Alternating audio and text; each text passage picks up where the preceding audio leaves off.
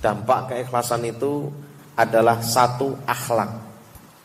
Dua, secara tubuh atau jasad itu sehat. Kalaulah sakit, mudah sekali diobati. Makanya Rasulullah kan mengatakan, ala inna fil jasadi mudghatan, idza salahat salahal jasadu kulluhu, wa idza fasadat fasadal jasadu kulluhu, ala wahya qalbu. Ingatlah bahwa dalam jasad manusia itu ada segumpal daging. Kalau segumpal daging itu baik, maka semuanya akan baik.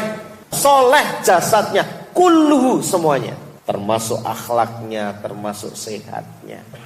Kalau ada orang yang maaf sakit gitu ya, stroke atau darah tinggi, jenengan langsung tebak, jenengan pasti punya masalah dengan hati. Entah itu iri, dengki, hasud. Karena saya pernah punya kasus begitu, stroke ringan. Kalau fasad hatinya, rusak, maka akan rusak jasadnya. Apa itu? Ala wahya qalbu. Jadi segumpal daging itu adalah qalbu. Makanya kalau kita bisa jaga hati kita, subhanallah, sehat. Ucapannya pun baik. Walau dzikir itu bacaannya ya mesti kalimat thayyibat, paling tidak la ilaha illallah atau istighfar, astagfirullah, atau kalimat-kalimat yang lain, subhanallah. Kenapa kamu baca dzikir la ilaha illallah sehari sampai 2000? Ya karena saya menginginkan kematian saya nanti bisa mengucapkan kalimat itu. Begitu kesandung muni ini kakek aneh, berarti orang nyaut ning ati bacaane la ilaha illallah itu, paham? Dikiranya gampang.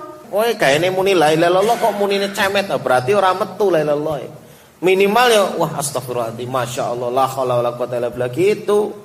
Berarti kalimat thayyibatnya masuk ke hati, sehingga muncullah mulut yang baik. Ini fakta. Saya pernah punya cerita, ini beneran bukan bohong. Waktu itu tahun 2000 lah, kurang lebih tahun 2000. Saya di daerah pegunungan Sukorejo bawahnya. Yang saya bahas di saat itu adalah tentang la ilaha illallah. Apa itu ilah? Siapa itu Allah? Yang maksudnya la itu apa? Ilah itu maksudnya apa? Rukunnya bagaimana? Syaratnya piye? Pembatalnya apa? Kita bahas itu. Jamaah pengajian di situ ada orang yang tua, umurnya waktu itu sekitar 60-an lah, 65 apa 60 berapa. Dia cerita sama saya, Pak Ustadz, saya ini alhamdulillah sudah ngaji dan memang saya sendiri tidak pernah membaca kalimat la ilaha illallah, tapi saya mengilmui. Ya ngaji itu kan berarti mengilmui. Saya paham, kalaulah saya baca la ilaha illallah tidak banyak, ya paling 100 kali atau tidak saya hitung. Sedangkan tetangga saya ini ribuan kali kalau baca la ilaha illallah. Ribuan kali tiap hari.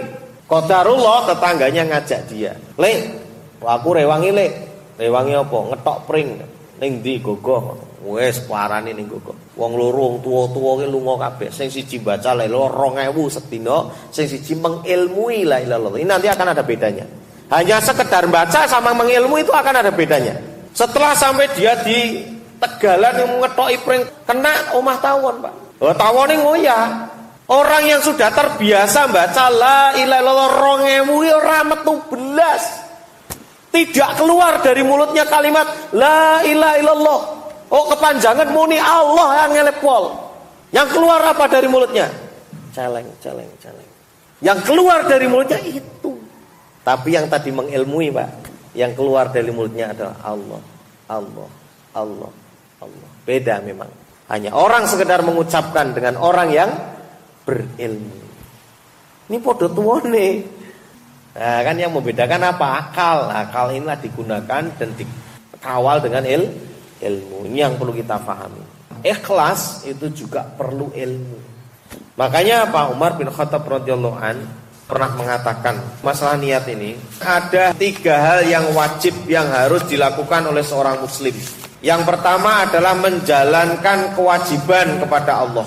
Yang kedua adalah menjauhkan dari yang haram.